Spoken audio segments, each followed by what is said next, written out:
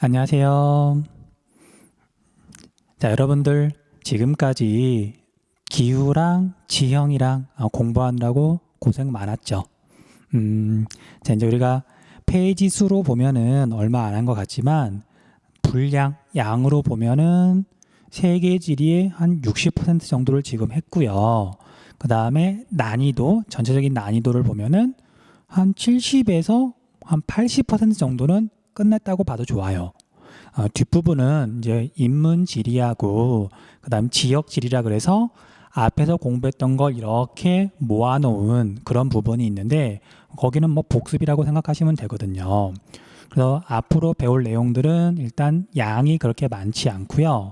그리고 문제 난이도가 높게 나오는 건 내용이 어려워서가 아니라 그 자료를 제시하는 그래프나 아니면 표가 조금 복잡하게 나오는 경우에요. 자, 이런 건 이제 많은 문제를 보면서 이렇게 그런 능력을 키우면 되는 거지 공부하는데 큰 어려움은 없을 거예요. 어쨌든 여러분들 적어도 한 70% 정도는 세계 지리가 끝났다고 봐도 된다. 그래서 조금 가벼운 마음으로 기쁜 마음으로 주요 종교의 전파와 종교 경관 한번 수업을 해볼게요. 자, 우리가 세계 주요 종교의 분포와 특징, 종교가 뭔지 모르는 사람은 없죠. 그런데 종교는 되게 여러 가지가 있는데 이걸 크게 두 가지로 구분을 해요. 보편 종교와 민족 종교로 구분을 하는데 보편 종교는 다른 말로 세계 종교라고도 불러요. 세계 종교, 보편적이다, 일반적이다 그런 뜻이죠. 그에 비해서 민족 종교는 느낌이 오죠. 특정 민족 또는 특정 지역에서만 믿는 종교를 민족 종교라고 불러요. 자, 아무튼 뭐 글은 써 있으니까 읽으시면 되고요. 그래서 세계에 있는 3대 보편 종교가 크리스트교, 이슬람교, 불교예요. 참고로 보편 종교와 민족 종교는 그 종교를 믿고 있는 사람 수로 구분한 건 아니에요. 사람 수도 물론 중요해요. 너무 적은 사람이 믿으면 세계 종교, 보편 종교가 되긴 힘드니까. 하지만 또 사람이 너무나도 많아도 특정 지역에서만 믿고 있으면 그걸 우리가 세계 종교, 보편 종교라고 할 수는 없죠. 자, 아무튼 그래서 민족 종교는 이런 걸 민족 종교라고 하는데 대표적인 민족 종교가 힌두교, 유대교가 있고요. 그 외에도 무수히 많아요. 세계엔 수많은 민족이 분포하고 그 민족들이 각각의 종교가 있다고 봐도 될 정도로 종교는 다양하지만 다 다룰 수는 없으니까 힌두교랑 유대교만 다룰 것이다. 그리고 앞에서 방금 인구 이야기를 한 이유는 힌두교, 인도에서 주로 믿죠. 그래서 신도 수가 어마어마하게 많지만 이걸 세계 종교, 보편 종교라고 하진 않는다. 됐죠? 넘어갈게요. 그 다음에 세계 주요 종교의 분포는 자, 일단 넓은 지역 범위에 걸쳐서 같은 종교를 믿고 있는 그런 지역은 쉽게 구분이 가능하고요. 그 다음에 특정 지역에 독특한 종교가 있다. 그런 거 좀 체크해 두셔야 되고요. 그 다음에 뒤에서도 계속 나오지만 어떤 종교와 종교가 이제 만나는 지점이에요. 그럼 A 종교하고 B 종교하고 사이가 좋으면 별 문제가 없겠지만 다툼이 있는 곳도 있겠죠. 그래서 이런 곳은 유난히 잘 보셔야 돼요. 물론 선생님이 다 체크를 해줄게요. 자, 먼저 크리스트교. 자, 얘는 전체적인 내용을 설명하기에 앞서서 크리스트교가 뭔지 일단 구분을 좀 해줄게요. 자, 우리가 아무래도 교회나 성당을 다니는 친구들이 있을 거고 뭐 불교를 믿는 친구들도 있을 거고 그다음에 우리나라에서는 드물지만 이슬람교를 믿는 친구들도 분명히 있거든요. 그런데 자기가 믿는 종교는 그래도 잘 알지만 다른 종교는 사실 관심이 별로 없잖아요. 그래서 크리스트교는 많은 학생들이 좀 오해를 하더라고요. 그래서 좀 구분을 해줄게요. 물론 시험 문제에서 세계지리에서 크리스트교를 자세하게 구분할 걸 요구하진 않아요. 그냥 여러분들이 오해를 하는 게 좀 많아서 자, 우리가 크리스트교라고 하는 건 예수 그리스도를 믿는 종교죠. 예수 그리스도를 믿는 종교가 크리스트교인데 얘가 이제 동양으로 전파가 되는 과정에서 우리 한자에는 당연히 이런 글씨가 없는 거잖아요. 그래서 이걸 이렇게 어떻게 하면 표현할 수 있을까? 그래서 발음이 비슷한 한자를 이용해 가지고 일단 쓴 거예요. 그게 기리사독인데 뭐 중국어로 읽으면 크리스트교 비슷하게 발음이 되나 보더라고요. 자, 근데 그 중에서 두 글자만 따서 기리사독에서 기독만 따가지고 온 거예요. 그걸 기독교라고 불러요. 그래서 크리스트교하고 기독교는 완전히 같은 거다. 됐죠? 됐죠? 자, 그런데 이제 크리스트교가 처음 생겼을 때는 당연히 하나의 그런 종파밖에 없었지만 시간이 지나면서 크리스트교가 크게 세 가지로 나뉘어져요. 자, 여러분들 고대 로마에서 크리스트교가 국교로 인정된 다음에 그 다음에 로마가 동로마, 서로마로 쪼개지면서 우리가 크리스트교도 두 개로 나뉘어졌거든요. 그래서 우리가 서로마, 이탈리아, 유럽 쪽에서 그렇게 믿고 있는 이제 원래 있던 그런 크리스트교를 우리가 가톨릭이라고 부르죠. 가톨릭이라고 부르고요. 그냥 가톨릭교라 그럴게요. 자, 그 다음에 동로마 쪽에서 이제 믿는 종교를 우리가 동쪽 방향에서 믿고 있는 그래서 바른 종교다. 동방정교라고 그래요. 동방정교라고 부르고요. 바른 종교란 뜻이에요. 그냥 줄여서 정교라고도 그러고요. 그 다음에 옛날에 그 동로마 제국의 수도가 콘스탄티노플이었는데 그게 이제 그리스랑 그 터키에 걸쳐 있거든요. 오늘날 이스탄불이에요. 그래서 그리스가 중심 지역이었다 그래서 그리스 정교라고도 그래요. 같은 말이에요. 그리스 정교. 그냥 줄여서 정교라고도 한다. 그런데 이제 우리가 동방 정교는 지금은 러시아나 또는 동유럽이나 그런 쪽에서 믿고 있어서 우리나라랑 교류가 많은 건 아니죠. 그래서 우리나라 사람들은 동방 정교는 잘 모르더라고요. 근데 가톨릭이랑 거의 같다고 보시면 돼요. 왜 나뉘어지게 되냐면 사실은 이제 로마가 영토가 되게 넓잖아요. 그래서 당시에 카톨릭 주교 그러니까 지역을 담당하는 주교가 5명이 있었는데 5개로 어쨌든 나누어서 어쨌든 그런 종교 활동이 이루어졌는데 로마 쪽에서는 자기네들이 최고다라고 주장을 했는데 다른 그런 주교들은 뭔 개소리냐 너랑 나랑 똑같은데 동등한데 그래서 그게 갈등이 돼서 그냥 로마 쪽에서는 우리가 걔네들은 계속 가톨릭을 믿는 거고요. 나머지 주교 애들이 모여가지고 이제 동방 정교로 떨어져 나온 거예요. 그냥 누가 최고냐라는 그런 이에서 의견이 갈렸던 것뿐이지 교리나 그런 건 거의 같아요. 물론 오랜 시간이 지났으니까 뭐 그 사이에 차이가 좀 생겼을 수도 있지만 기본적으로는 같다라고 보시면 돼요. 됐죠? 근데 이제 우리가 이건 우리나라랑 별로 관련이 없다 보니까 시험에서 물어보거나 그러진 않아요. 자, 그다음 가톨릭이 이렇게 진행이 되면서 오늘날까지 이어지고 있고요. 그다음에 이제 중간에 여기에서 종교 혁명이 일어나면서 개신교라는 게 떨어져 나와요. 개신교. 자, 그래서 이걸 줄여서 그냥 신교라고도 부르고요. 그 다음에 가톨릭은 원래부터 있던 크리스트교다. 그래서 구교라고 말을 하기도 해요. 물론 좋은 의미는 아니에요. 종교 개혁을 한 사람들이 우리는 이제 새로운 종교고 옛날 종교니까 약간 나쁜 의미가 담겨 있긴 하지만 그래도 원래 있던 종교, 오래된 종교, 구교라고도 한다. 그 다음에 개신교는 그냥 신교라고도 한다. 이렇게 구분하시면 돼요. 됐죠? 그래서 오늘날 크리스트교는 크게 가톨릭, 그 다음에 동방정교, 그 다음에 개신교 세 가지로 구분이 돼서 전해지고 있고 지금도 이렇게 세 가지를 믿는다. 물론 믿는 지역은 조금 다르지만 그걸 물어보진 않아요. 세계 지리에서는. 자, 그 다음에 여기까지 설명을 하고 조금만 추가로 하자면 자, 우리가 이제 여러분들 입장에서 어떻게 구분하면 쉽냐면은요. 가톨릭교는 우리나라에서는 천주교라고도 불러요. 천주교. 하늘의 주인을 믿는 종교인 거죠. 하나님을 믿는 종교인 거고요. 그 다음에 이런 천주교는 성당에 다니죠. 이런 종교 건축물을 성당이라 그래요. 그렇죠? 성당 다니는 친구들이 있고 교회 다니는 친구들이 있죠. 자, 그래서 이쪽은 교회에 다닌다고 보시면 돼요. 일단 이게 쉽게 구별할 수 있는 방법이에요. 그 다음에 동방정교는 뭐 성당이라고 똑같이 말을 하긴 하는데 우리나라에는 거의 없으니까 얘는 그냥 넘어가고요. 자, 그래서 이제 학생들이 많이 착각하는 게 바로 뭐냐면 기독교가 개신교하고 똑같은 줄 알더라고요. 개신교를 기독교라고 말을 하더라고요. 아닌 거예요. 개신교가 기독교에 포함이 되는 거고 기독교는 가톨릭교, 개신교, 동방정교로 구분된다. 됐죠?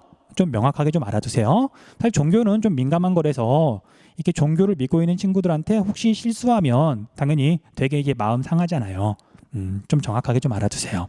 자, 아무튼 그래서 크리스트교는 원래 유럽 쪽에서 활발하게 믿었으니까, 그리고 유럽 애들이 과거에 식민 지배를 했잖아요. 그래서 유럽과 식민 지배를 받은 나라에서 믿고 있다. 아메리카, 오세아니아, 아프리카 중에서는 중남부 지역에서 주로 믿어요. 북부 아프리카 사하라 사막 쪽은 뭐 인구도 별로 없고 워낙 살기 힘드니까 유럽 애들이 식민 지배를 하긴 했어도 거기를 뭐 직접적으로 통치를 하거나 뭐 그런 건 좀 적었으니까, 그래서 아프리카는 중남부 지역은 크리스트교가 많이 이렇게 전파가 됐고요. 그다음에 원래 있던 토착 신앙도 많아요. 원주민들 믿는 거 있잖아요. 그다음에 이제 북부 아프리카는 이슬람교를 믿고 있다. 체크 좀 해주세요. 그다음 이슬람교는 원래 건조 기후 지역에서 생겨가지고 건조 기후 지역을 따라서 전파가 됐어요. 그리고 동남아시아 지역은 과거에 무굴 제국이랑 무역을 하면서 아라비아 상인들이랑 무역을 하면서 당연히 종교가 같으면 좋으니까 이슬람교가 전파가 돼서 북부 아프리카, 서남아시아, 중앙아시아는 건조 기후. 그래서 이슬람교 하면은 첫 번째 포인트가 건조 기후예요. 여기에서 주로 믿는 종교다. 그다음에 동남아시아 지역에도 말레이시아, 그다음 뭐 인도네시아, 뭐 브루나이 여러 나라에서 믿고 있다. 조금 이따가 지도에서 확인할게요. 그다음에 불교는 남부아시아는 인도 쪽이 남부아시아고요. 동남 및 동아시아, 동아시아는 우리나라 쪽을 말하는 거예요. 우리나라 분명히 불교 믿는 사람들 많잖아요. 그렇죠? 이런 곳에서 믿고 있다. 그다음에 힌두교는 남부아시아, 인도 주변을 말하는데 얘는 좀 중요해서 나라 이름을 구체적으로 말할게요. 사실은 두 나라밖에 없어요. 물론 다른 나라에서도 조금씩 믿고 있긴 하지만 그 나라의 주된 종교가 힌두교인 나라는 인도하고 네팔 두 나라예요. 자, 아마 힌두교 하면 인도밖에 모르는 친구들이 많을 텐데 네팔, 약간 의외이지만 얘가 과거 수능에서 3점짜리로 나온 적이 있는데 이거 틀린 학생들이 되게 많았었어요. 아무튼 네팔 힌두교를 믿는다. 체크 좀 해두시고요. 그 다음에 이제 과거에 인도 사람들이 이제 영국이 식민 지배할 때 다른 나라로 이렇게 노동을 하러 돈을 벌러 좀 많이 진출했기 때문에 다른 나라에도 힌두교를 믿는 사람들이 분명히 있어요. 동남아시아에서도 힌두교 은근히 많이 믿어요. 인도 사람들이 인건비가 싸니까 많이 진출했거든요. 됐죠? 그 정도만 해두시면 될 것 같고요. 자, 이 지도에서는 아까 이야기했던 것들 중에 종교가 서로 만나는 지점이라서 우리가 알아둬야 되는 나라 두 개만 좀 체크를 할게요. 물론 더 많이 있지만 한꺼번에 너무 많이 할 필요는 없고 지금은 딱 두 개만. 자, 첫 번째는 어디냐면요. 여기 나이지리아예요. 나이지리아.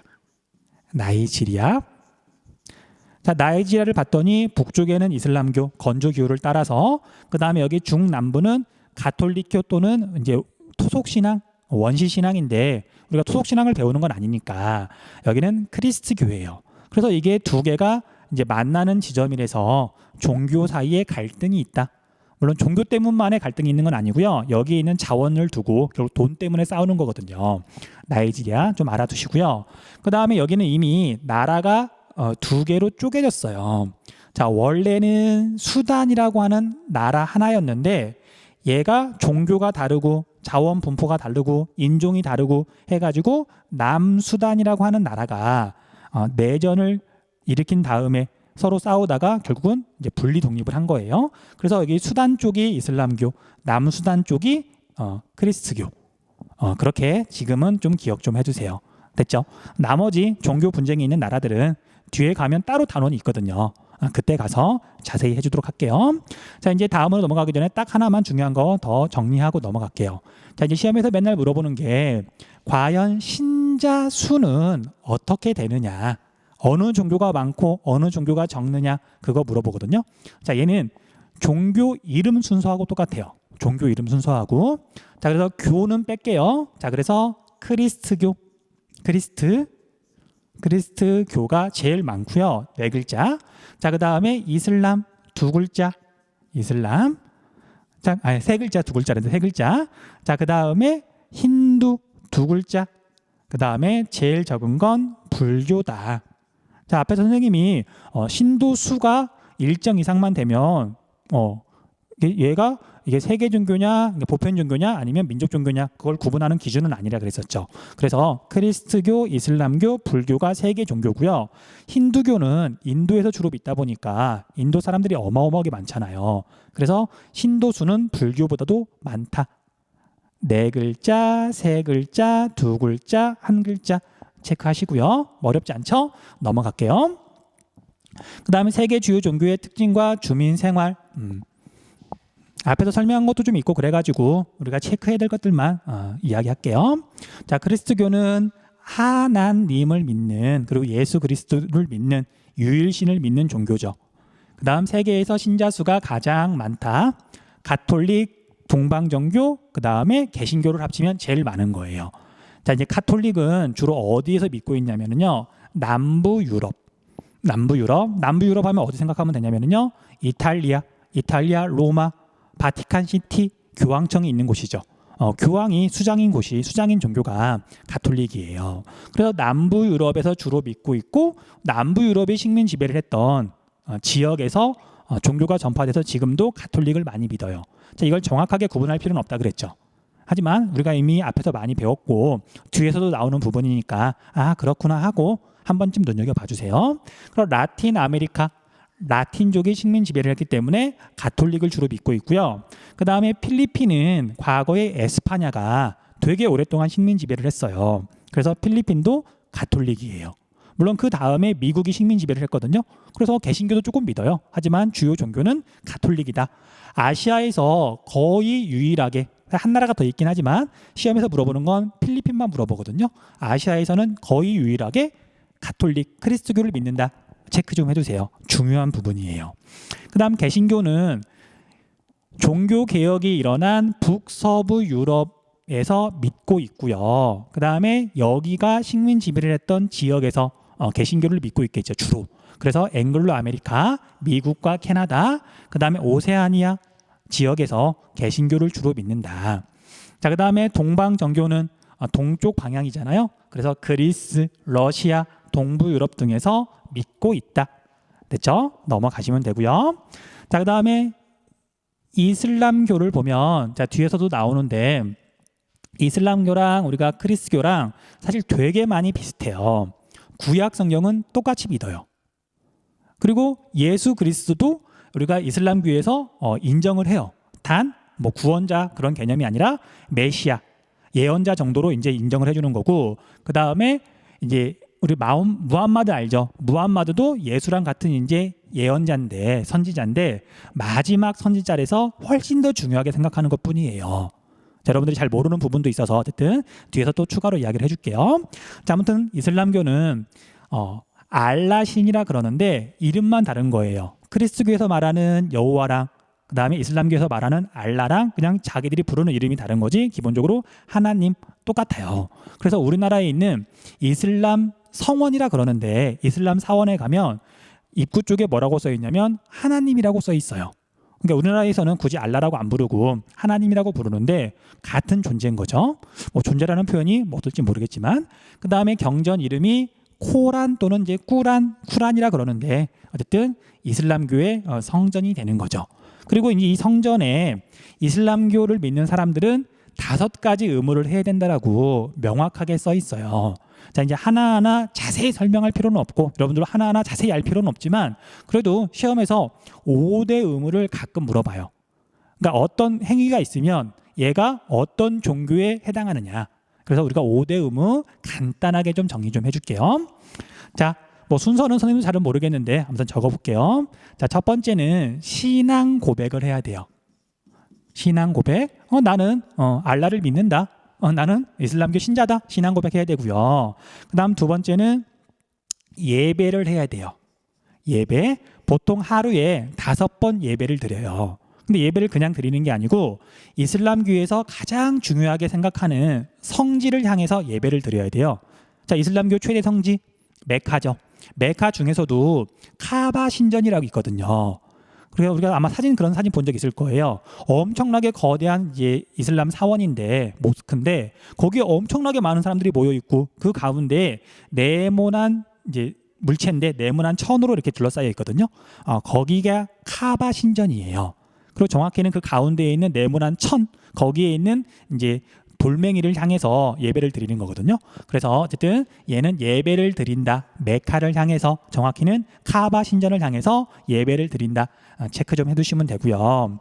자, 그 다음에 라마단이라고 하는 게 있어요. 라마단. 이름은 들어본 적 있죠? 라마단은 금식인데 물하고 음식 자체를 먹지 않는 거예요. 그러니까 고행을 하면서 어쨌든 종교적인 생활을 하는 건데 무려 한 달 동안 먹을 걸 먹지 않아요. 물론 이제 한 달 동안 내내 안 먹는 건 아니고요. 해가 떠 있는 기간에는 아무것도 안 먹고요. 해가 졌을 때, 깜깜했을 때만 먹을 걸 먹을 수가 있어요. 그래서 우리가 한나절 정도 하루 종일 굶는 건 되게 힘든 거잖아요. 그걸 이제 무려 한 달 동안이나 해요. 이슬람 달력으로 9월이 라마단 기간이라 그러더라고요. 자, 물론 무조건 지켜야 되는 건 아니고요. 뭐 병자나 아니면 되게 노약자나 아니면 어린 이렇게 아기들이나 그런 사람들은 라마단에서 제외가 되는 거고요. 됐죠? 자, 그 다음에 또 뭐가 있냐면 성지순례. 성지순례. 자, 성지순례는 당연히 메카를 말하는 건데 메카 중에서도 구체적으로는 아까 방금 말했던 카바 신전을 말하는 거예요. 물론 카바 신전만 가는 게 아니라 과거에 뭐 무함마드가 했던 걸 떠올리면서 이제 여러 장소로 이렇게 순례를 하거든요. 그런데 이건 뭐 자주 갈 수 있는 건 아니잖아요. 그래서 평생에 한 번이 의무예요. 물론 여러 번 가면 좋겠지만, 그래서 얘는 특정한 시기도 있지만 뭐 그것까지 우리가 알 필요는 없고 12월 초에 이런 성지순례 그런 행사라 그래야 되나? 그게 열린다 그러더라고요. 그래서 1년에 수백만 명씩 메카로 사람들이 몰려들어요. 진짜 어마어마해요. 나중에 사진 이렇게 검색해서 보도록 하세요. 되게 재밌더라고요. 자, 그 다음에 이제 마지막으로 이제 희사라고 하는데 기쁘게 뭔가를 내놓는다는 뜻이에요. 신을 위해서. 그래서 뭐 종교하고 관련해 가지고 뭐 세금 비슷하다 그래야 되나? 기부 비슷하다 그래야 되나? 어쨌든 기쁜 마음으로 남을 위해서, 알라를 위해서 뭔가를 내놓는 걸 희사라고 그런다. 그럼 이제 시험에서 물어볼 만한 건 하루에 5번씩 메카 카바 신전을 향해서 예배를 드리는 거, 이슬람교의 중요한 특징이에요. 그다음 라마단 기간, 금식 기간이 있는 것도 이슬람교의 독특한 특징이죠. 그다음 성지순례도 물론 다른 종교들도 성지순례 하고 싶죠. 우리나라 그리스도교를 믿는 사람들도 이렇게 예루살렘 가고 싶어 해요. 하지만 이게 의무다 보니까 얘도 이슬람교의 특징이에요. 희사나 아니면 신앙 고백 같은 건 물어볼 가능성이 없죠. 지금까지 물어본 적도 없고. 그 다음 우리 또 한 가지만 살짝 이야기를 하자면 하루에 5차례 예배를 드리면 시간이 좀 걸리겠죠. 대략 1시간 정도 걸린다 그러더라고요. 한 번에 1시간이 아니라 5번 정도 하는데 뭐 아주 길거나 그러진 않죠. 그럼 이걸 조금 나쁘게 보는 친구들은 아니 하루 24시간밖에 안 되는데 어떻게 1시간씩이나 쓸데없이 날마다 예배를 드리느냐. 자, 이제 그렇게 보는 건 종교에 대해서 잘 모르는 거고요. 이슬람교를 믿는 무슬림들은 이슬람교를 믿는 사람을 무슬림이라 그러거든요. 또는 모슬렘? 자, 무슬림들은 이렇게 말을 해요. 알라가 이 세상을 만들고 우리를 만들었는데 그런 알라에게 24시간 중에 1시간 정도는 이렇게 감사를 표하고 예배를 드리는 건 오히려 너무 적지 않느냐고. 그렇게 볼 수도 있는 거죠. 그렇죠? 이건 뭐 가치관의 차이니까 뭐 좋다 나쁘다는 아닌데 상대방을 조금 이해해야 서로 이제 이게 사이좋게 지낼 수 있는 거잖아요. 자, 아무튼 그래서 예배는 이런 식으로 드린다. 넘어가시면 되고요. 자, 그 다음에 이제 다수의 수니파와 소수의 시아파가 있는데, 자, 뭐가 다수고 뭐가 소수냐? 그런 거 안 물어봐요. 용어도 이게 우리나라 말도 아니고 그래가지고 되게 헷갈리잖아요. 그래서 무시하시면 되고요. 어쨌든 얘는 2개의 주요 종파가 있고요. 갈라지게 된 원인은 이제 무함마드가 우리는 이제 영어 발음은 모하메트인데 맞나? 아무튼 근데 이제 무함마드가 이제 죽은 다음에 그 후계자를 어떻게 할 건가? 그래서 핏줄로 할 건가? 아니면 이렇게 투표 선거로 해서 뽑을 건가? 로 이렇게 나뉘었었어요. 그런데 이제 핏줄로 하자는 쪽이 이제 소수파긴 한데 그냥 듣고 잊어버리세요. 그런데 이제 어쨌든 이렇게 다수결 또는 선거를 통해서 뽑자. 그게 이제 순위파예요. 그런데 이제 우리가 얼핏 두 이렇게 종파가 되게 심하게 다툰다고 알고 있는데 물론 심하게 다투는 경우도 있어요. 하지만 근본적으로 이슬람교이기 때문에 이렇게 우리가 얼핏 알고 있는 것처럼 사이가 되게 안 좋거나 그러진 않대요. 대체로 사이좋게 지내는 편이에요. 물론 싸우는 이유는 종교 때문에 싸운다기보다는 뭐 석유라든지 아니면 다른 나라의 뭐 이해관계라든지 그런 것 때문에 싸우는 경우가 훨씬 많지. 우리가 생각하는 거랑 조금 다르다 그러더라고요. 포인트는 두 개의 종파로 구분이 된다. 그 다음 이슬람교는 이게 법전이나 그런 게 없어요. 쿠란에 있는 말을 가지고 이제 해석을 하고 판결을 내리거든요. 그래서 이 이슬람교는 종교가 일상생활에도 되게 큰 영향을 미쳐요. 뭐 그리스도교나 그런 것보다 훨씬 심해요.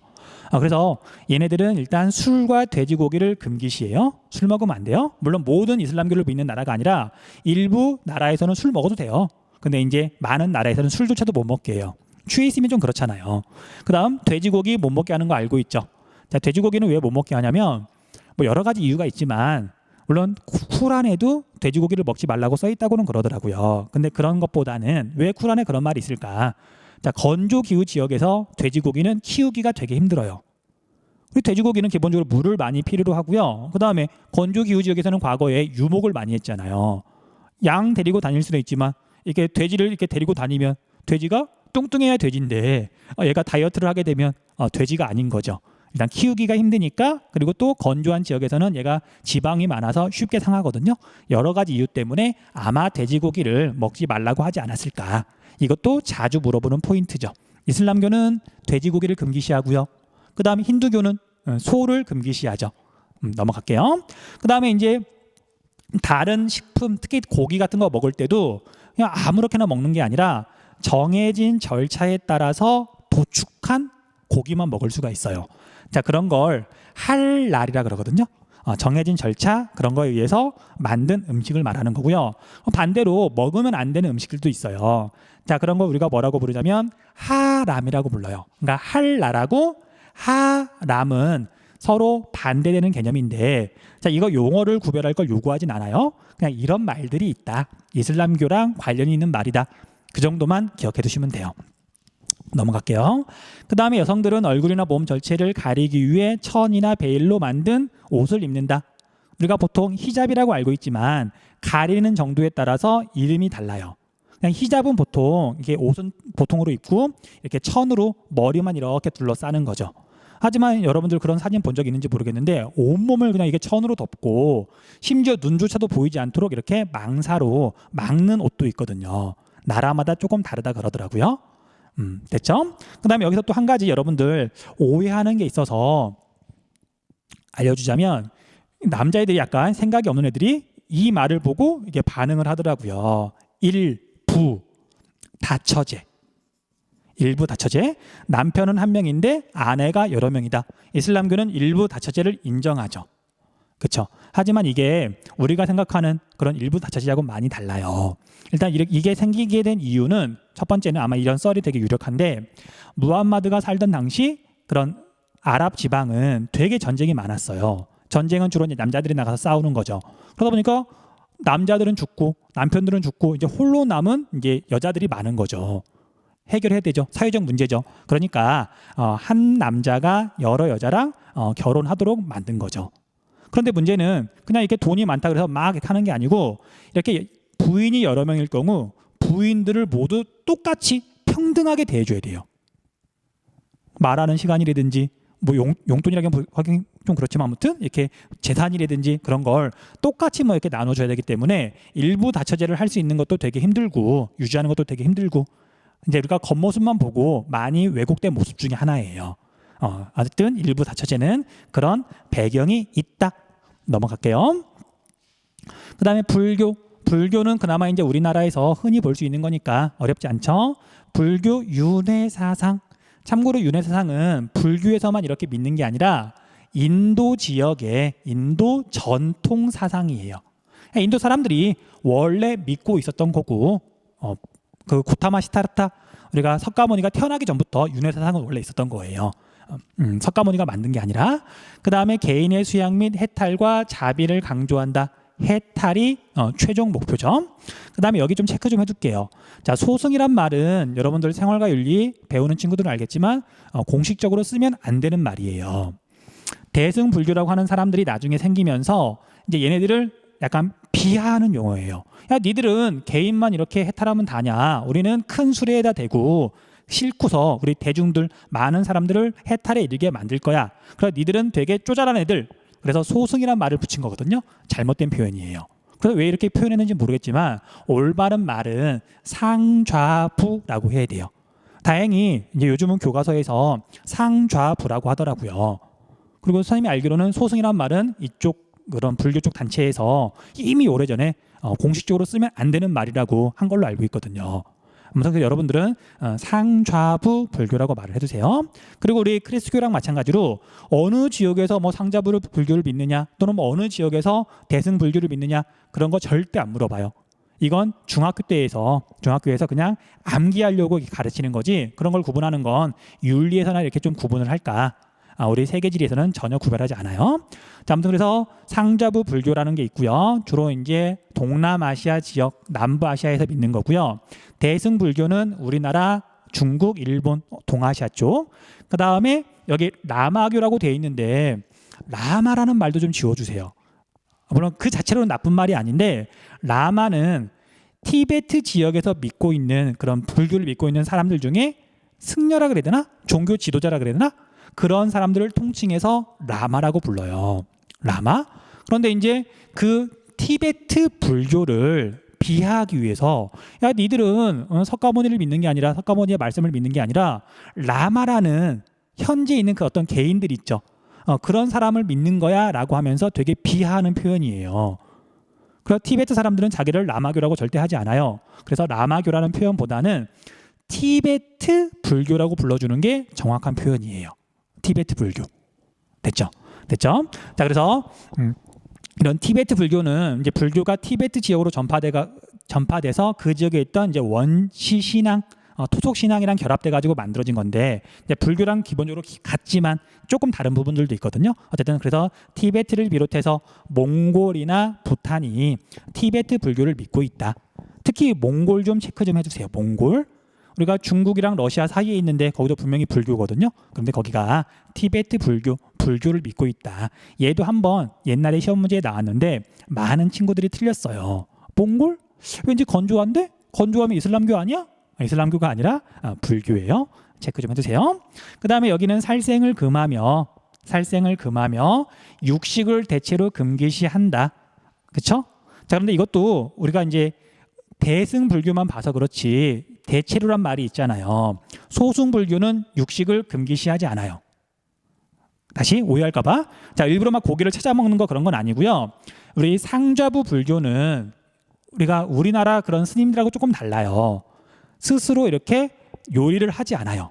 요리를 하지 않는 이유가 요리를 하다 보면 자기가 좋아하는 거 중심으로 뭔가 이렇게 만들어 먹을 거고 그러다 보면 집착이 생기고 욕심이 생긴다. 그런 것조차도 수양에 방해가 되니까 음식을 해먹지 않고요. 전부 다 구걸해서 먹어요. 다른 사람한테 얻어서 먹는 거예요. 그래서 주는 대로 먹어야 되는 거예요. 그리고 다른 사람이 고기를 주면 고기를 먹어야 되는 거예요. 됐어요? 그래서 이렇게 아예 뭐 육식, 그러니까 채식만 한다. 그건 대승 불교 특히 우리나라에 해당하는 거고 원래 불교는 육식을 금기시하지 않아요. 됐죠? 그 다음에 예를 들면 몽골 같은 데는 얘네들이 유목하는데 먹을 게 고기밖에 없는데 어떡하죠? 그 몽골 사람들 고기 먹어요.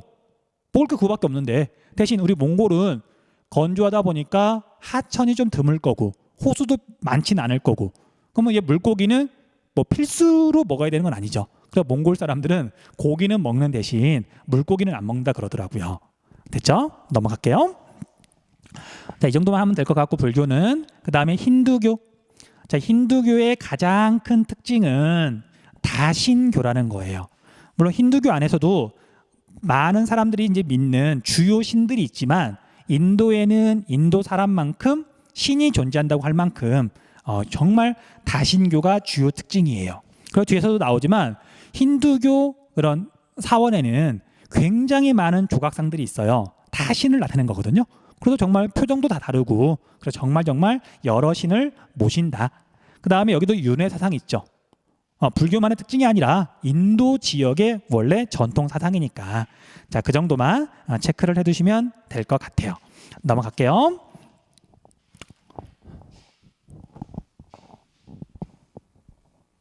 뒤에서 조금 이어지네요. 자, 힌두교. 보편 종교인 불교보다 세계 신자 수가 많음 앞에서 이야기했고요. 그 다음에 소를 신성하게 여기는데 제가 뭐 여러 가지 썰이 있어요. 거기가 이제 벼농사를 주로 지어야 되니까 소를 잡아먹으면 농사 지을 때 힘드니까 소를 보호하자. 그렇게 말하는 사람도 있고요. 그 다음에 힌두교의 주요 신 중에 인도 사람들이 제일 좋아하는 신이 시바신이라고 파괴의 신이거든요. 그 시바신이 타고 다니는 가축이 있어요. 동물이 있어요. 그게 흰 소인데 만다라라고 하는 소라 그러더라고요. 그러니까 소를 신성하게 여겨야 된다라고 생각하는 게 이어져서 지금도 그런다고 보고 있어요. 어쨌든 힌두교는 소고기를 먹지 않는다. 체크 좀 해두시고요. 그 다음 우리 힌두교는 카스트 제도를 정당화하죠. 자, 카스트 제도에 대한 자세한 내용은 세계사나 윤리 시간에 배울 거니까 지금은 그냥 카스트 제도를 정당화한다. 그 정도만 체크해 두시면 될 것 같아요. 뭐 별거 없죠? 넘어갈게요. 그 다음 세계 주요 종교의 기원과 전파. 이것도 앞에서 이미 이야기를 많이 해서 중요한 부분만 체크를 할게요.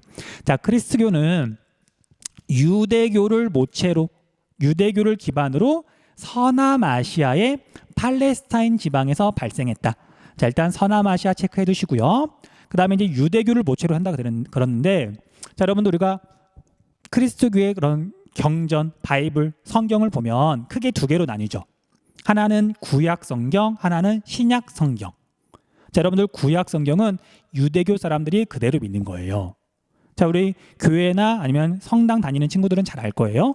구약 성경 이야기를 보면 유대인들의 역사 이야기예요. 다윗이라든지 뭐 솔로몬이라든지 그냥 쭉 보면 다 유대인들 이야기예요. 네, 거기까지는 똑같고요. 근데 이제 중요한 건 신약은 구약 성경은 유대인들의 이야기인데 그걸 이제 세계로 이렇게 전파가 되는 과정에서 거기에 나오는 사람들 이야기가 다 유대인들 이야기야. 그럼 우리 나라 사람 입장에서는 다윗을 믿으라는 건가? 우리 조상도 아닌데? 그래서 그런 유대교의 뿌리를 두고 있지만 이게 전 세계로 퍼져나가는 과정에서 예수 그리스도가 결정적인 역할을 했거든요. 그래서 그 뒤에 이런 사건이나 일들 또는 그런 예수님의 말씀들을 모아서 신약 성경이 된 거거든요. 됐죠? 그래서 기본 뿌리는 유대교다. 그래서 유대교도 유일신을 믿어요. 그래서 얘네들은 특히 유대교를 믿는 애들은 선민사상이라는 게 있잖아요. 선민사상. 들어본 적 있죠? 신이 선택한 민족이다. 자기들은 신한테 선택받은 민족이다. 약간 오만한 그런 생각이긴 하지만 뭐 어쩌겠어요. 종교라는 게 원래 그런 거니까. 자, 아무튼 그래서 유대교의 바탕을 두고 있고요. 그 다음 서남아시아 지역, 건조기후 지역이긴 하지만 오늘날 팔레스타인 지방에서 발생했다. 그 다음 우리가 이제 팔레스타인 지역이라고 돼 있는데 여기도 좀 학생들이 많은 오해를 해서 좀 정확하게 설명을 해줄게요. 자, 요르단 강이 이렇게 흐르고요. 그 다음에 이쪽은 지중해예요. 지중해. 자, 그래서 요르단 강과 지중해 사이 부분 이렇게 긴 땅을 팔레스타인 지역이라고 불러요. 팔레스타인 지역. 그래서 여기에 오늘날 나라 또는 나라에 준하는 어떤 단체가 두 개가 있어요. 하나는 우리가 이제 익숙한 이스라엘이 있고요. 이스라엘이 있고요. 그 다음에 여기에 일부 지역이 물론 옛날에는 더 넓었지만 팔레스타인 자치구라고 돼 있어요. 팔레스타인은 여러분들 그냥 아랍인들이 산다고 생각하시면 돼요. 아랍인들 중에 팔레스타인 지방에 사는 사람을 팔레스타인인이라고 불러요. 됐죠? 됐죠? 그래서 얘네들은 당연히 아랍인이니까 이슬람교를 믿고 있고요. 여기 이스라엘이라고 부르는 그런 사람들은 이제 유대교를 믿고 있는 거예요. 되게 종교 갈등이 심한 지역이에요. 하지만 여전히 지금 종교 갈등 중이고 해결이 전혀 안 됐기 때문에 여기는 이제 부를 때 물론 선생님도 가끔은 이제 섞어서 부르고 그냥 이렇게 무의식에 하다 보면은 이렇게 자꾸 말이 실수하기도 하는데 정확한 명칭은 팔레스타인 지역이라고 불러줘야 되고요. 그 다음에 예루살렘 있죠. 예루살렘은 이스라엘의 수도다라고 하면 되게 큰 실수예요. 그건 이제 여기 이스라엘 입장에서는 당연히 예루살렘을 자기 나라의 수도라고 말을 하지만 팔레스타인 사람들 입장에서는 자기들이 원래 살고 있었는데 유대인들이 2차 세계대전 뒤에 어느 날 갑자기 오더니만 땅을 뺏고 그 다음에 뭐 예루살렘도 뺏고 해가지고 정말 자기 땅을 잃어버린 거거든요. 되게 억울한데 억울한 마당에 막 거길 팰 수는 없잖아요. 그러니까 때리면 안 되는 거잖아요. 그래서 예루살렘이 이스라엘의 수도라고 하는 건 되게 큰 결례예요. 됐죠? 그런 것들 좀 알아두셔야 나중에 혹시라도 이렇게 서남아시아 지역 여행을 가거나 거기하고 뭐 이렇게 무역을 하거나 바이어들을 만나거나 할 때 실수하지 않겠죠. 알아두셔야 돼요.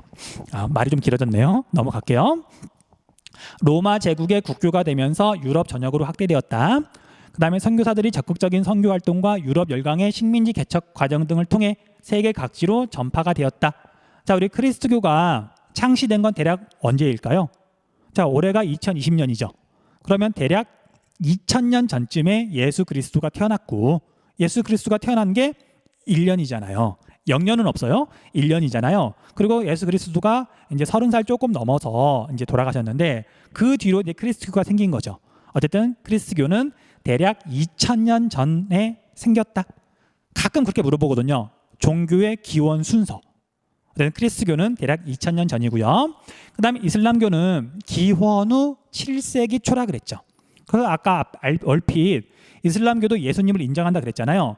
그리고 이슬람교에서는 예수님은 역사상 있었던 수많은 선지자들 중에 한 명, 그리고 무함마드는 마지막 선지자, 그렇죠? 그렇게 구분한다 그랬었잖아요. 아무튼 그래서 이슬람교가 그리스도교보다는 나중에 생겼어요. 그래서 여기도 유대교를 바탕으로 구약 성경 그대로 믿어요. 거기에 이제 무함마드의 말씀, 알라의 계시가 추가가 된 거죠. 쿠란에는. 그 다음에 여기 서남아시아의 메카에서 발생했다. 체크 좀 해두시고요. 그 다음에 군사적 정복 활동과 상인들의 무역 활동에 의해서 아시아 및 북부아프리카 건조 기후하고 동남아시아 지역으로 전파되었다. 됐죠? 그 다음에 불교는 기원전 6세기경 약 2500년 전이에요. 그 인도 북부 지역에서 발생했고요. 창시자는 석가모니, 부처님, 고타마 시타르타, 뭐라고 불러도 상관은 없어요. 석가모니라고 할게요. 석가모니가 창시했고요. 그 다음에 당시에 있던 카스트 제도와 브라만교에 대해서 개혁 운동으로 시작되었고요. 그 다음에 동남 및 동아시아 일대로 전파가 되었고, 그 다음에 인도에서는 현재 불교를 믿고 있지 않죠. 하지만 그 흔적이 스리랑카에 남아 있어요. 조금 이따 정리해 줄 건데, 어쨌든 동남 및 동아시아 지역에서 주로 믿고 있다. 넘어갈게요. 자, 그 다음에 민족 종교의 기원과 전파라고 되어 있는데, 힌두교는 아까 이야기했던 것처럼 인도에서 발생했고요. 그 다음에 인도 주변의 일부 지역으로 전파가 됐는데, 이 나라가 네팔이에요. 네팔, 히말라야 산맥 위에 있는 길쭉한 나라죠. 얘 체크 좀 해두세요. 아까 했겠지만, 자, 이제 네팔이 왜 이제 힌두교를 받아들였냐면요, 여기에 사는 되게 이제 유력한 그런 귀족 가문이 있었대요. 그런데 우리가 힌두교는 카스트 제도, 신분 제도를 정당화하잖아요. 그러니까 얘네들도 자기의 이런 그런 기득권, 그걸 계속 유지하기 위해서 일부러 인도로부터 힌두교를 수입했다 그러더라고요. 됐죠? 그래서 재밌게도 인도보다도 네팔에서 힌두교를 믿는 사람들의 비중이 더 높아요. 재미있는 부분이니까 좀 기억 좀 해두시고요. 그 다음에 유대교는 서남아시아에서 기원했으며 주로 유대인들, 오늘날 팔레스타인 지방 이스라엘에서 주로 믿는다. 그 정도만 기억해두세요. 넘어갈게요. 그 다음에 얘는 좀 복잡하게 돼 있는데 나머지 지역은 뭐 구분하는 게 어렵지 않아서 일단 빠르게 살펴보고요. 정말 중요한 부분은 여기 남부아시아하고 동남아시아 지역이거든요. 여기는 따로 정리를 해둘게요. 자, 뭐 크리스트교, 뭐 가톨릭이냐, 개신교냐, 또는 정교냐, 그런 걸 굳이 구별할 필요는 없지만 그래도 배운 거니까 좀 빠르게 정리를 하자면, 자, 유럽에서 동쪽은 이렇게 지금 정교를 주로 믿고 있고요. 참고로 여기 몽골은 지금 정교라고 돼 있잖아요. 옛날에 몽골이 이렇게 소련이라고 하는 나라에 포함되어 있었어요, 일부가. 근데 이건 조금 잘못돼 있고 몽골은 지금 불교라고 알고 있어야 돼요. 자, 그 다음에 남부 유럽은 지금 여기 가톨릭이고요. 그 다음에 여기 북서부 유럽이 개신교다. 자, 그래서 남부 유럽에 있는 나라들이 식민 지배를 주로 했던 여기 라틴 아메리카는 주로 지금 가톨릭이고요. 그 다음에 여기에 표시는 잘 안 되어 있지만 여기 필리핀 가톨릭이에요. 그 다음에 여기 북서부 유럽이 식민 지배를 주로 했던 앵글로 아메리카, 그 다음에 오세아니아, 그 다음에 여기 아프리카 쪽, 여기도 개신교고요. 참고로 자, 여기 중부 아프리카 쪽에 여기 이쪽 라틴족이라 그래야 되나? 여기 아무튼 가톨릭을 믿는 나라들이 식민 지배를 해서 이쪽은 가톨릭도 많아요. 됐죠? 그래서 여기 중남부 아프리카는 개신교와 가톨릭이 섞여 있다.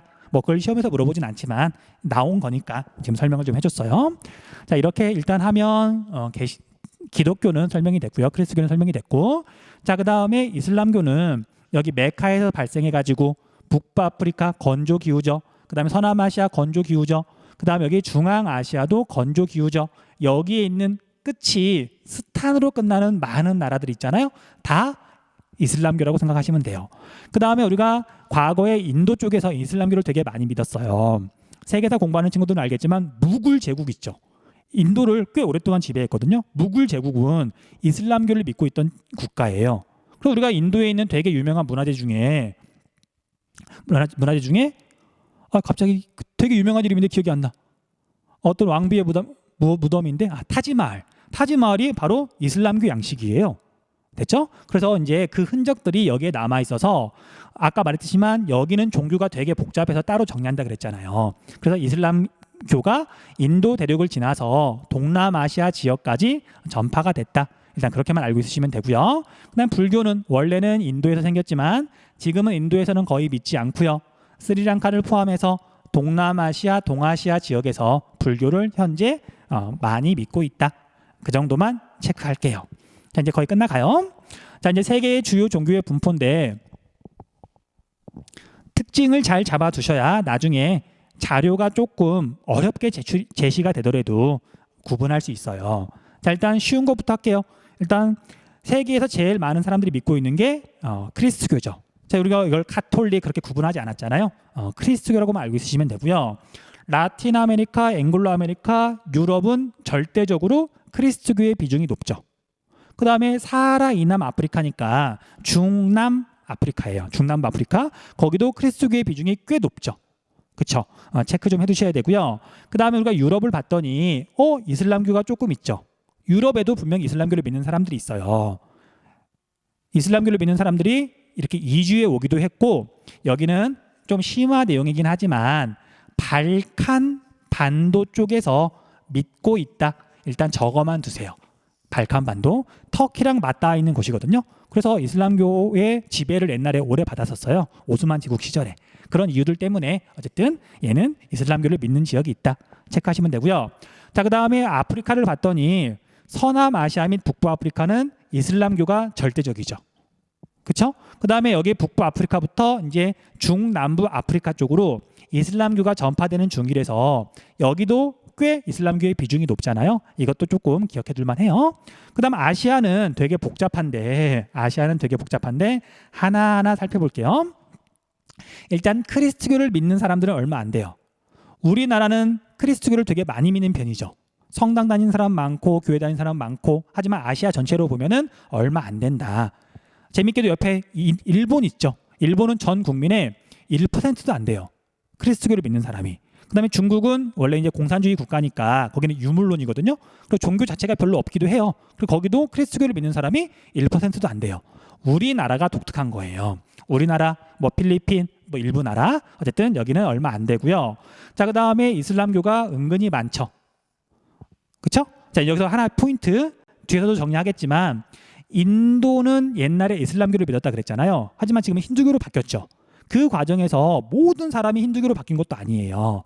그래서 대부분은 힌두교를 믿지만 인도에도 이슬람교를 믿는 사람들이 10%쯤 있어요. 10%가 좀 넘는 걸로 알고 있는데 근데 이제 인도가 워낙 인구가 많다 보니까 그 10%조차도 꽤 많은 숫자인 거예요.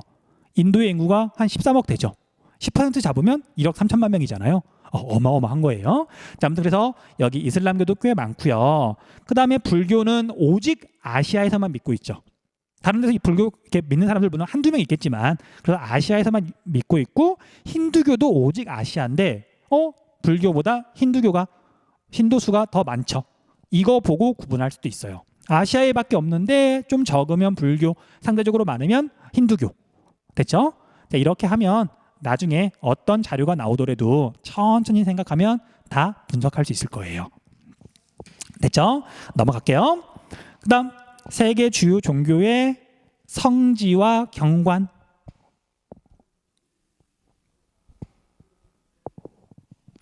자, 얘도 진짜 별거 없으니까 빨리빨리 할게요. 자, 그리스도교는 일단 주요 성지 말하는 거잖아요. 자, 팔레스타인 지역이 주요 성지인데 우리는 그냥 예루살렘이라고 알고 있으시면 돼요. 예루살렘. 그래서 우리가 앞에서 TO지도 할 때 예루살렘이 지도의 가운데 있었잖아요. 그 다음에 우리가 바티칸은 로마 안에 있는 도시 안에 있는 정말 조그마한 도시 국가라 그래야 되나? 바티칸 시티라고 부르는데 거기에 교황청이 있죠. 참고로 여러분들 교황은 일대부터 쭉 이어져가지고 지금 몇 대인지 잘 모르겠네. 아무튼 쭉 이어지고 있는데 일대 교황이 베드로의 베드로. 아마 모르는 사람이 있었을 것 같아서 이건 상식에서 좀 이야기해 준 거고요. 자, 넘어가시면 되고요.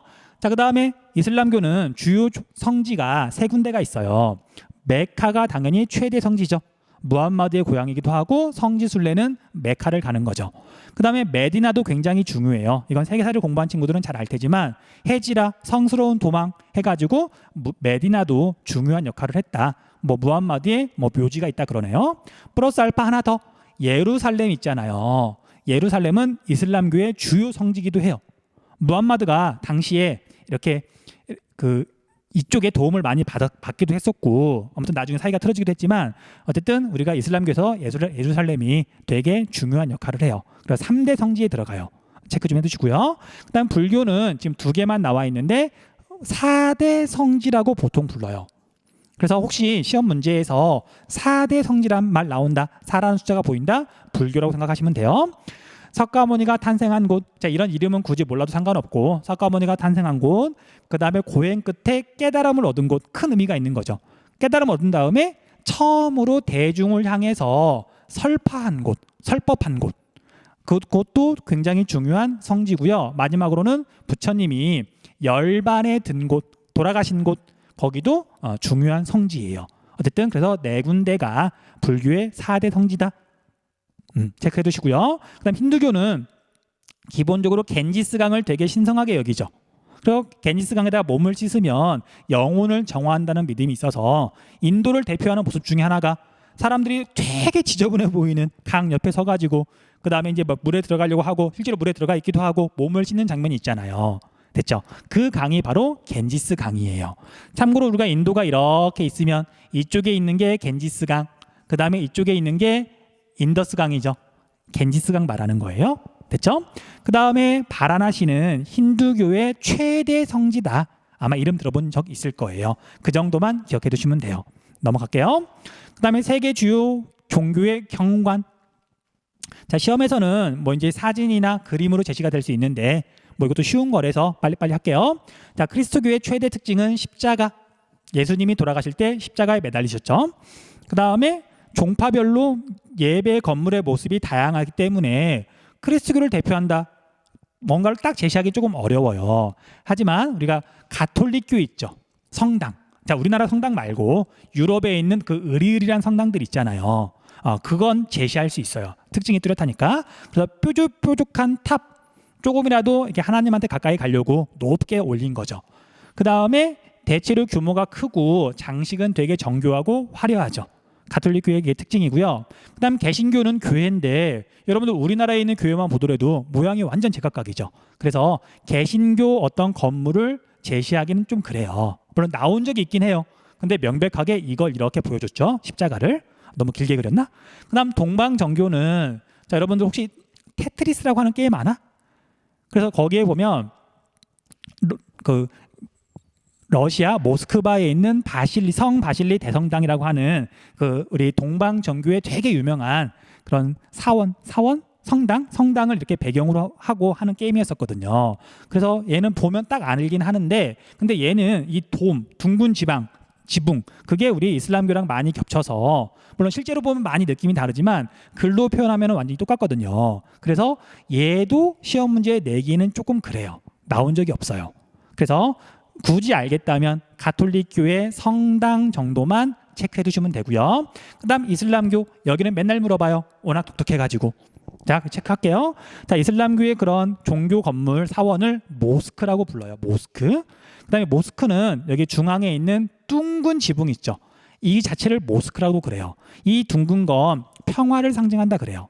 그 다음에 주변에는 되게 뾰족한 탑을 이렇게 만들어 놨어요. 이게 되게 큰 특징이죠. 그 다음에 이제 이곳은 종교 행사뿐만 아니라 공공 행사가 진행되는 곳이다.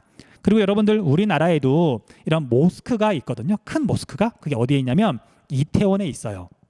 지금 시기상 지금 시기가 언제냐면 우리 이태원 클럽 때문에 여러분들의 지금 등교 계약이 일주일 미뤄지기로 결정된 다음 날이에요. 그러니까 말하기가 좀 조심스럽긴 한데 이태원에 가면 이슬람교 사원이 있어요. 모스크가 있어요. 그래서 나중에 시간이 좀 지나서 이태원에 놀러 가는 게 아니라 실제로 지리를 전공한 친구들은 사람들은 이태원에 답사를 가요. 놀러 가는 게 아니라 혹시 갈 일이 있거든 시간을 조금 내 가지고 이슬람 사원 한번 가보는 것도 좋아요. 근데 실제로 가보면 기독교, 크리스교랑 좀 많이 달라요. 좀 단순하고요. 그다음에 내부에 들어가면 십자가나 아니면 십자가에 매달려 있는 어떤 예수님의 모습이나 그런 것도 아예 없어요. 우상 숭배를 되게 금기시하기 때문에 십자가 같은 것조차도 우리가 알라를 믿어야 되는데 하나님을 믿어야 되는데 자칫 잘못하면 그 십자가를 믿는 경우도 생기거든요. 그렇죠? 그 일부 약간 잘못된 이런 영화들이 그렇잖아요. 뭐 드라큘라가 있으면 십자가를 무서워한다. 그런 것조차도 이슬람교에서는 금기시하는 거예요. 자, 그런데 아무것도 없으면 너무 밋밋하니까 그리고 뭔가 꾸미고 싶으니까 되게 불규칙한 문양을 만들었어요. 우리가 식물 중에 덩굴 식물 같은 거 보면 지가 막 제 멋대로 불규칙하게 막 자라잖아요. 그걸 본떠 가지고 아무런 의미 없는 그냥 예쁘기만 한 복잡하기만 한 아라베스크 문양, 아라베스크 양식이라는 걸 만들었다. 됐죠? 넘어가시면 되고요. 그다음 불교는 너무 쉽죠. 우리나라에 있으니까 너무 쉽게 볼 수가 있으니까. 자, 그래서 불상을 모시는 불상도 특징 중에 하나고요. 그 다음에 원래 탑은 부처님의 사리를 모시던 건데, 근데 이제 이게 실제로 인도에 있던 초창기 이런 탑은 실제로 부처님의 사리가 있었다 그러더라고요. 하지만 지금은 그런 거 없죠. 뼈 조각 사리라고 하는 건 한정돼 있다 보니까 그래서 초기 불교는 탑이 중심이었는데 지금은 불상 중심으로 바뀐 거예요. 자, 아무튼 그래서 이런 것들이 있고요. 그다음에 건축물들은 다양한 재료로 짓는데 우리나라는 석탑, 돌로 탑을 만들고요. 일본은 나무로 만들고요. 중국은 돌은 돌인데 이 전은 벽돌을 뜻해요. 벽돌을 구워가지고 벽돌을 차곡차곡 쌓아 올려서 탑을 만든다. 물론 이런 것까지 물어보진 않아요. 그냥 상식에서 알고 있으시면 돼요. 그다음 힌두교는 앞에서 말한 거랑 그대로 연결이 돼요. 다신교를 믿는다 그랬잖아요. 다신교라 그랬잖아요. 그래서 일단 어쨌든 장식이 되게 많고요. 사원의 외벽과 내부에는 다양한 신들이 그려져 있다. 다양한 신, 다신교, 무조건 힌두교라고 생각하시면 돼요. 됐죠? 자, 그 다음에 겐지스강에 목욕하려고 이렇게 준비하는 이 계단을 가트라고 부르는데 정말 인도를 상징하는 어떤 모습이죠. 됐죠? 넘어갈게요. 자, 설명은 거의 끝났고요. 이제 앞에서 말했던 그 우리 동남아시아하고 남부 지역의 종교 분포 있죠. 자, 이건 선생님이 자료실에 올려놓을 거니까 내려받아서 정리를 좀 해두세요. 포인트만 잘 잡으면 돼요. 자, 이건 이제 두 개로 좀 나누어서 설명을 해야 될 것 같은데 이렇게 나눌게요. 이렇게.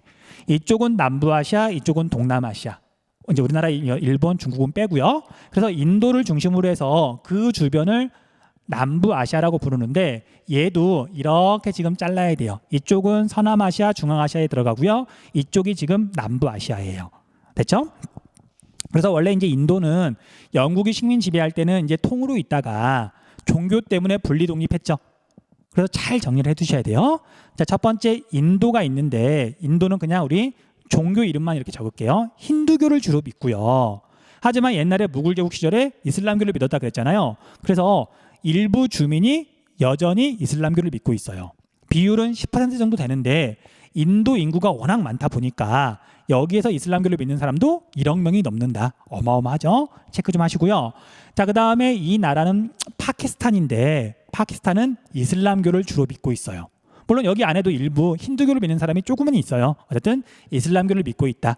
그런데 여러분들 나중에 또 복습하겠지만 또 설명하겠지만 우리 이슬람교하고 힌두교, 파키스탄과 인도는 사이가 되게 안 좋아요. 그래서 두 나라의 접경지대, 여기는 종교 때문에 되게 오랫동안 갈등이 있었고 지금도 갈등 중이에요. 분쟁 중이에요. 체크 좀 해두셔야 돼요.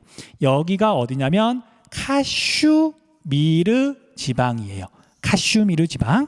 자, 영어로는 캐시미어라고 불러요. 캐시미어. 되게 그 고급 옷감 있죠. 여기서 나오는 양의 털로 만든다 그러더라고요. 아무튼 카슈미르 지방 뒤에서 자세히 설명할 거지만 이슬람교를 믿는 파키스탄과 힌두교를 믿는 인도가 갈등 중인 지역이다. 체크하시고요. 그다음에 여기는 스리랑카인데 여기는 불교를 주로 믿고 있고요. 그런데 여러분 느낌 오죠? 인도랑 가깝잖아요. 그래서 이렇게 스리랑카의 북쪽 지역은 힌두교를 믿는 사람들이 좀 있어서 여기도 되게 오랫동안 내전을 겪었고 지금도 종교 갈등 중이에요. 어느 지역에 갔더니 특정 종교만 다 믿는 경우는 거의 없으니까. 됐죠? 그 다음에 이 나라가 방글라데시인데 방글라데시 이슬람교를 믿어요. 자, 참고로 원래 파키스탄과 이 방글라데시는 한 나라로 독립했는데 떨어져 있죠. 너무 멀리 떨어져 있죠. 그 다음에 파키스탄이 방글라데시를 자꾸 차별하니까 이쪽이 독립한 거예요. 원래는 서파키스탄이었어요. 서파키스탄. 동파키스탄, 서파키스탄. 지금은 방글라데시. 근데 이 두 나라가 인구가 2억 명 가까이 돼요. 그러다 보니까 이슬람교를 믿는 사람들이 숫자가 꽤 되는 거죠. 넘어가면 돼요. 그 다음에 이제 여기 중국이랑 인도랑 국경지대에 보면 두 나라가 있는데 긴 나라가 네팔이에요. 네팔. 히말라야 산맥 위에 있는 나라, 여기는 힌두교를 믿고 있고요. 그 다음에 이 조그만한 나라가 부탄인데 이 나라는 불교를 믿고 있다. 티베트 불교를 믿고 있다. 그 정도만 정리해 두시면 돼요. 됐죠? 쉽게 물어볼 때는 여기 불교 물어보고요. 좀 어렵게 물어볼 때는 부탄의 불교 물어봐요. 기억해 두세요. 자, 그 다음에 이제 동남아시아 지역으로 오면 자, 얘는 크게 세 군데로 구분을 할 거예요. 첫 번째는 이렇게 섬 필리핀, 얘가 필리핀이거든요. 자, 필리핀은 크리스트교고요. 더 정확하게 말을 하면 가톨릭을 믿고 있죠. 그 다음에 시험에서 물어보는 건 아니지만 얘도 그냥 우리는 지리 많이 하니까 그냥 기억이라기보다는 보고 잊어버리세요. 여기 지금 선이 그어져 있는데 얘가 동티모르예요. 동티모르. 옛날에 네덜란드 식민 지배를 받았거든요. 그래서 여기도 가톨릭이에요. 재밌게도. 근데 얘는 뭐 시험에서 워낙 작으니까 안 물어봐요. 넘어갈게요. 자, 그 다음에 이쪽 대륙 쪽하고 이제 해양 쪽하고 되게 달라요. 옛날에 아라비아 상인들이 주로 이쪽에 와서 활동을 많이 했기 때문에 이렇게 나눌 거예요. 이렇게. 여기 반도는 툭 튀어나와 있지만 여기는 뭐 거의 대륙이라기보다는 이쪽 섬에 가깝잖아요. 그렇죠? 그리고 실제로 여기가 말레이시아인데 말레이시아, 여기도 말레이시아예요. 이렇게 떨어져 있거든요. 두 개로 쪼개져 있어요. 그런 나라들도 있어요. 인도네시아, 인도네시아. 그렇죠? 아무튼 그래서 이렇게 잘라서 이쪽에 있는 나라들은 전부 다 이슬람교예요. 이슬람교. 그 다음에 인도, 차이나, 반도라 그러는데 여기에 있는 나라들은 불교를 주로 믿는다. 하지만 여기가 이렇게 대륙 문화와 해양 문화가 섞이는 부분이기도 하고 과거에 식민 지배도 많이 받고 그 다음에 중국 문화와 이렇게 불교 문화가 섞이는 부분이기도 하고 그래서 100% 이슬람교, 뭐 100% 불교 그렇진 않아요.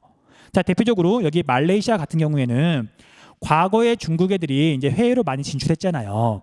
자, 중국인이 해외로 나가서 살고 있다. 그런 사람들을 화교라고 부르죠. 심지어 여기 있는 싱가포르는 전체 국민의 70% 이상이 화교예요. 화교. 그리고 여기 말레이시아도 화교 출신이 꽤 되거든요. 다른 지역들도 화교가 좀 있고 그럼 얘네들은 화교들은 이슬람교 안 믿겠죠. 그렇잖아요. 뭐 심지어 도교, 유교를 믿기도 해요. 그래서 여기는 무조건 100% 이슬람교는 아니고요. 힌두교를 믿는 사람들도 조금은 있고 그러니까 그런 건 좀 감안하고 봐야 된다고요. 됐죠? 마찬가지잖아요. 우리 인도도 100% 힌두교는 아니었잖아요. 그렇죠? 이슬람교를 좀 믿기도 하고 그렇게 생각을 하셔야 돼요. 자, 그래서 정리를 하자면 자, 베트남, 라오스, 캄보디아, 타이, 미얀마 여기는 불교. 그다음에 말레이시아, 인도네시아, 그다음 브루나이 이쪽은 이슬람교. 그다음에 여기 필리핀은 크리스트교를 믿고 있다. 이렇게 정리하시면 돼요. 자, 여러분들 앞에서 국가 이름 좀 외우라고 선생님이 앱도 소개해주고 그랬는데 그걸 좀 착실하게 한 친구들은 이거 아마 어렵지 않게 구분할 수 있을 거고요. 그 다음에 이게 지금 약하다. 그럼 지금부터라도 다시 나라들 좀 외워두셔야 돼요. 특히 남부아시아와 동남아시아는 하나하나 다 알고 있으셔야 돼요. 한 번에 올려고 하면 안 돼요. 나올 때마다 해주세요. 자, 여기까지 하면 우리가 세 개의 종교도 다 이야기했고요. 다음 영상은 문제 해설로 돌아올게요. 네, 수고하셨습니다.